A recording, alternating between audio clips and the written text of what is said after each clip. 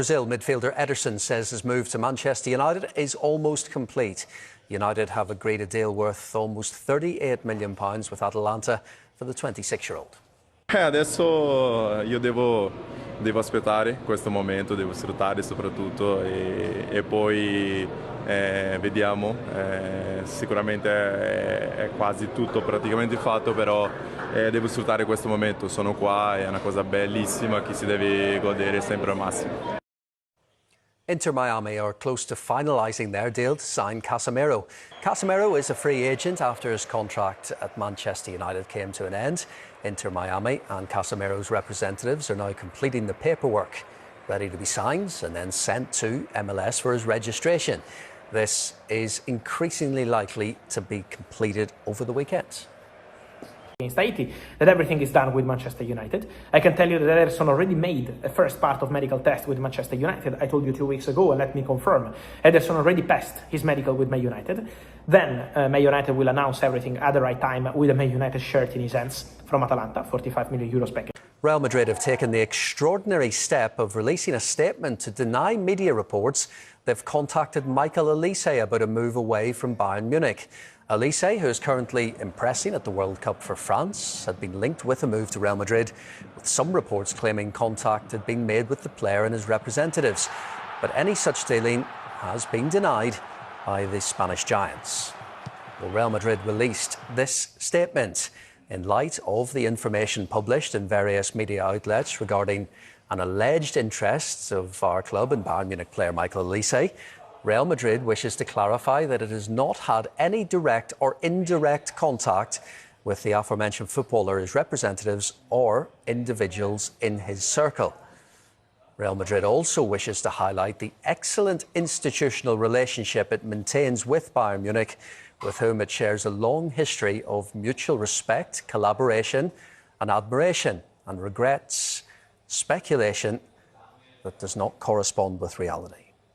I still think that there's no smoke without fire. OK, I think we can be pretty certain that Olise will not be moving to Real Madrid this summer, but I think it's pretty evident that Real Madrid are interested in him long term. And don't forget, a couple of years ago, I think they released a statement saying they weren't interested in Kylian Mbappe. And guess what? He plays for Real Madrid now. So I would rule it out in the short term, but definitely long term, it could be a story that does have legs. Although having said that, in the short term, who knows, we'll probably see Olise signing a new contract at Bayern Munich, because at the moment he's not one of their top earners, but his performances suggest that he should be. To England, and Dan Burn believes they have the squad depth needed to play with the intensity of a Premier League team. Marcus Rashford, Morgan Rogers, Bukayo Saka and Jed Spence all came off the bench in the 4-2 win over Croatia. And Burn thinks the quality throughout the squad means England can go deep into the tournament.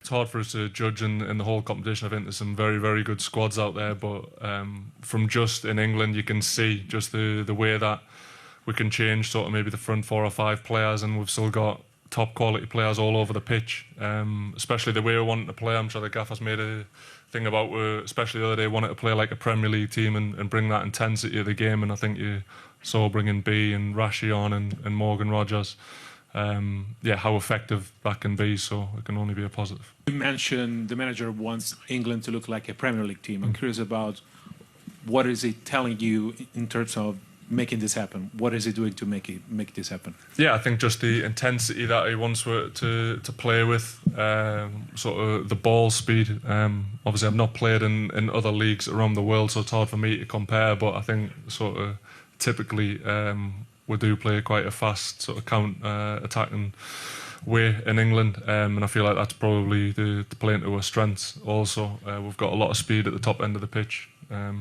And probably one of the best strikers in the world, definitely at the moment. So the more that we can get the ball forward to those players, the better. I think it's going to be possible to keep that intensity, that front foot football for long periods like you did in the last game, or do you think you're going to need to adapt?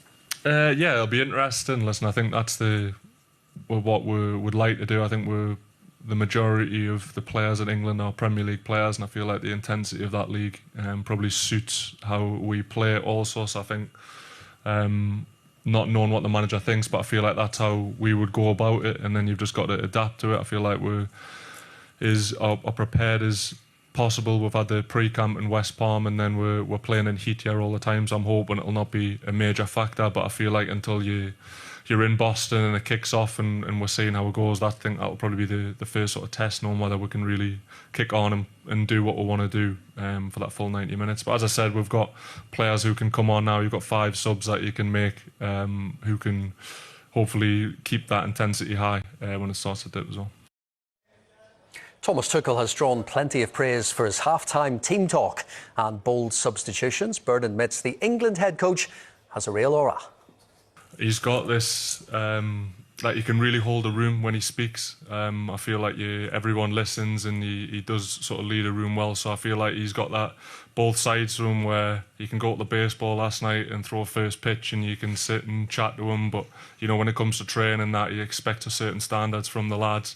And I think we're quite good as a group anyway, really pushing those sort of standards. But if you see something he doesn't like, he calls it out. So I feel like he really has that balance well. And yeah, the half-time team talk, I know people spoke about that he must have given him a bit of a rocket, but it was the opposite really. It was more just saying, like, what's the worst thing that can happen? Yeah, like if we don't win this game or whatever, it's not sort of the end of the world. But he wants to go out and perform how he knows we can do it, and you saw the reaction after half-time and how well we did. So I think that sort of speaks volumes of sort of his leadership and how he goes about it. England's players enjoyed celebrating with the fans of full time in Dallas with a rendition of Oasis' Wonderwall being sung. Bird admits it was the best stadium experience of his career.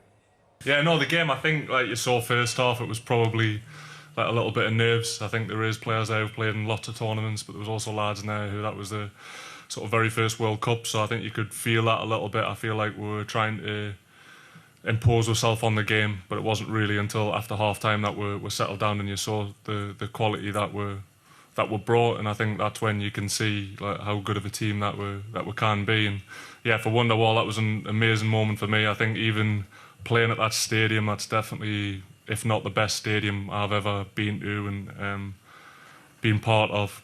So yeah, it was a special moment at the end. I think that would be, if that's every single game, it's going to be a good tournament. It looked quite emotional. Some of the guys were tearing up, it looked like. Yeah, definitely. I think Harry spoke about that. That was an emotional moment for him, and I just couldn't stop smiling. I think that was like such a special moment for me, knowing that all my family were there watching and getting to experience that at the same time as me. After such a obviously good performance and big win against a good team in Croatia, I think that sort of set the stall out now, and hopefully we can kick on. All right, England training is underway out in Kansas City, and Rob Dorset is there for us, and let's join him now. Rob, great to see you. So first of all, any injury concerns to think about?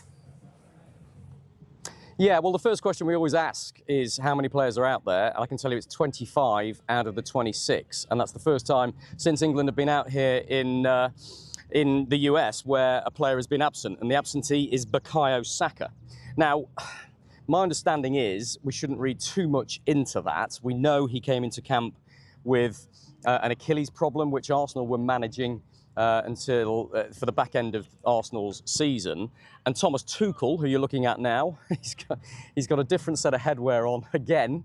He tries a different set of headwear all the time. He's really not happy with the hat that he's been wearing. But anyway, Thomas Tuchel intimated the other day that Bukayo Saka probably wouldn't start against Ghana on Tuesday, and we reported as much to suggest that was the case. And Tuchel said then, the third game against Panama, quote, is his moment. So I think it's fair to say that the England medical staff and the England coaching team and Thomas Tuchel have always been planning for Bukayo Saka to be good to go for that final group game against Panama.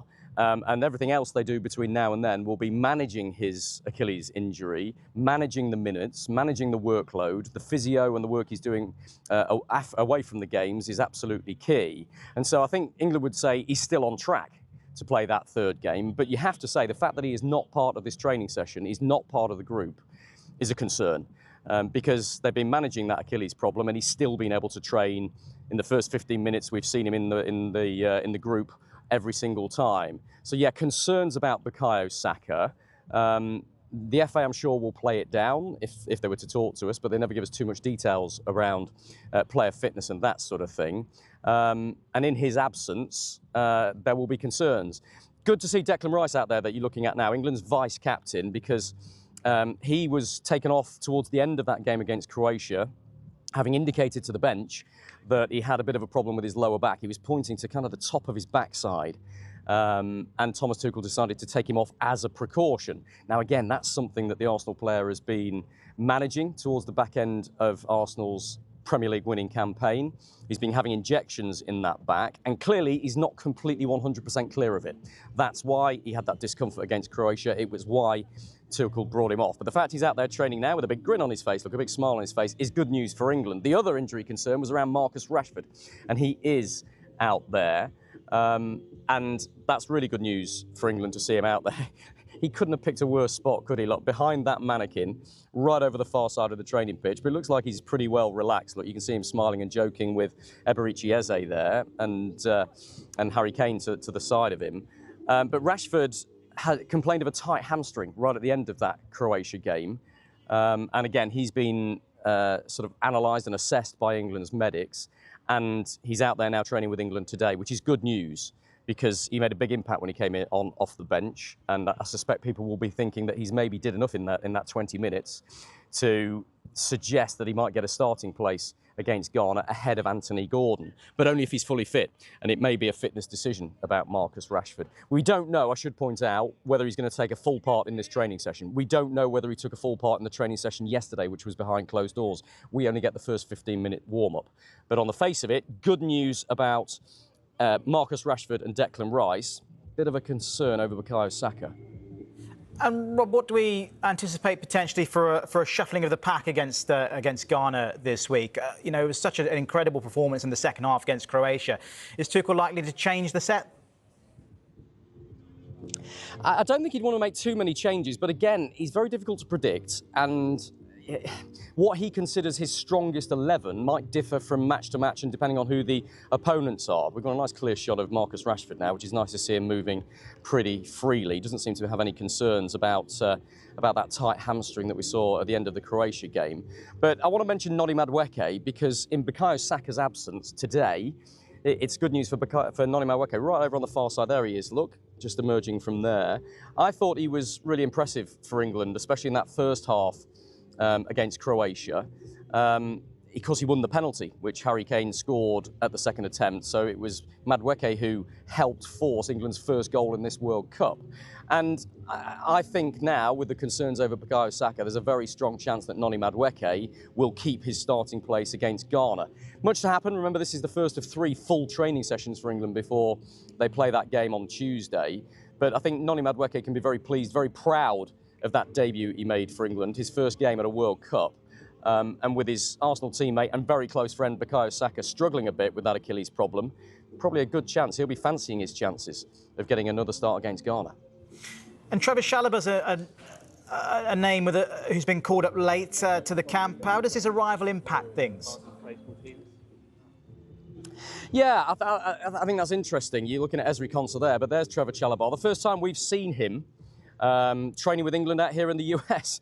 And you wonder what's going through his mind, don't you? Because he was on holiday in the country when he got the call from his former Chelsea manager, Thomas Tuchel, to say, do you fancy coming joining up and being part of England's World Cup squad? His jaw must have hit the floor. This isn't his first training session with England.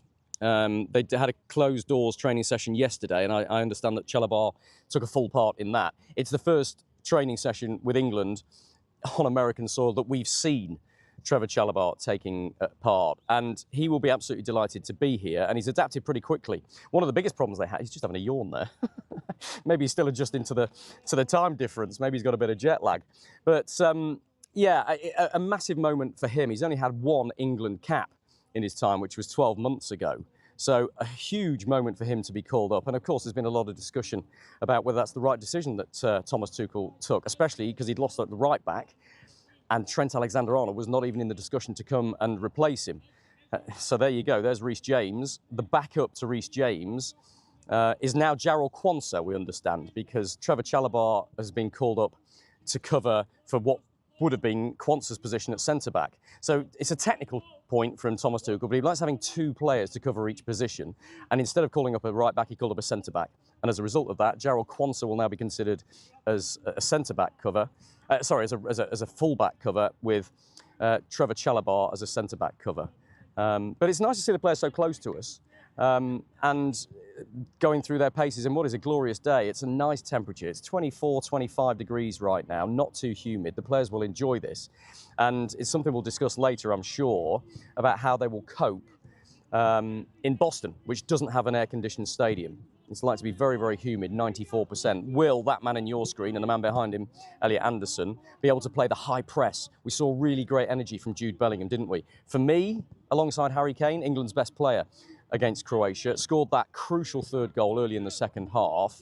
And let's be honest, it was his drive, it was his personal effort at the start of that second half, after the critical words of Thomas Tuchel at half-time for the team that said, look, get out there, play with some freedom, play more attacking football. It was Jude Bellingham who really took the game by the scruff of the neck and did exactly that, scoring that goal with a 30-yard run down the right wing in just within a couple of minutes of Thomas Tuchel giving the instructions. And I'll just take you across to Thomas Tuchel, because look, he's sometimes he takes himself off and watches training sessions from afar. He's very much involved in the middle of this. He's directing stuff, which is interesting. He's telling Jude Bellingham what he wants. He's telling Anthony Gordon what he wants. And that is a deliberate ploy. Thomas Tuchel is quite an enigmatic manager. He doesn't do anything by chance. He is open. He's playing to his left foot. He wants this passing very, very precise. He wants the players to not just pass to a teammate, but pass specifically to their foot where they can make a turn.